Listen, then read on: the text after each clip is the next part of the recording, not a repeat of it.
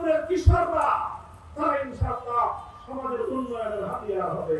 প্রতিটি মাদকের পয়েন্টের বিরুদ্ধে আমাদের সামাজিক প্রতিরোধ গড়ে তুলতে হবে।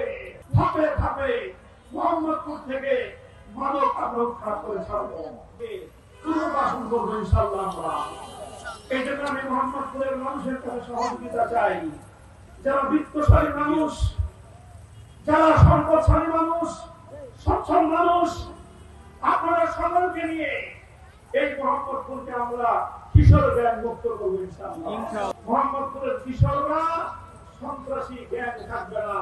মোহাম্মদপুরের কিশোররা তারা ইনশাআল্লাহ সমাজের উন্নয়নের হাতিয়ার হবে। ইতিমধ্যে আমরা উদ্যোগ গ্রহণ করেছি।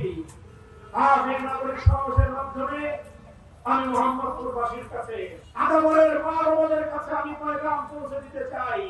বড় ভাইদের কাছে আমি আমার আহ্বান পৌঁছাতে চাই। যারা সমাজ সেবক আছেন, যারা সমাজের প্রতিনিধিত্বশীল মানুষ আছেন, তাদের কাছে আমার বার্তা হলো এই: আপনাদের কোন আপনজন, আপনাদের সন্তান, আপনাদের ছোট ভাই, এলাকার কোন কিশোর যদি দেখেন ভুল পথে চলছে, যদি দেখেন সে চাঁদাবাজদের সাথে, সন্ত্রাসীদের সাথে চলাফেরা করে সে অন্ধকার পথে হারিয়ে যাচ্ছে, আমাদের সাথে যোগাযোগ করুন। আমরা সেই ছেলেটাকে সেখান থেকে তুলে আনবো, বুকে জড়িয়ে রাখবো, তাকে আমরা তার স্কিল ডেভেলপমেন্টের জন্য, দক্ষতা উন্নয়নের জন্য তাকে আমরা প্রশিক্ষণ দিব।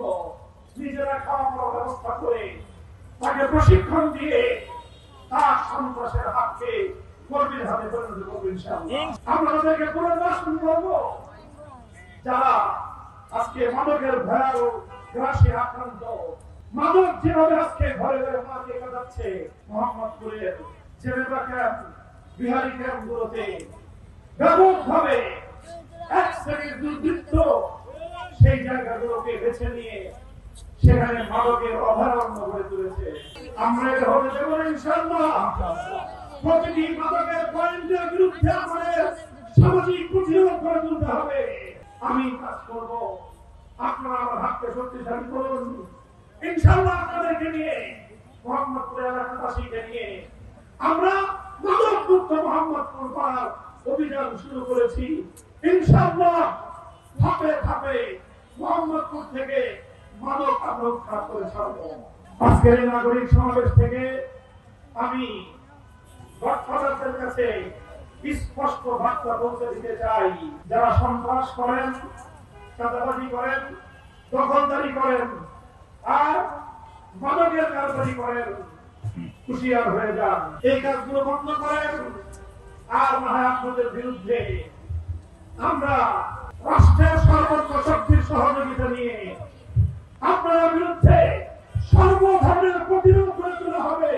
তখন কিন্তু পালাবার পথ খুঁজে পাবেন না।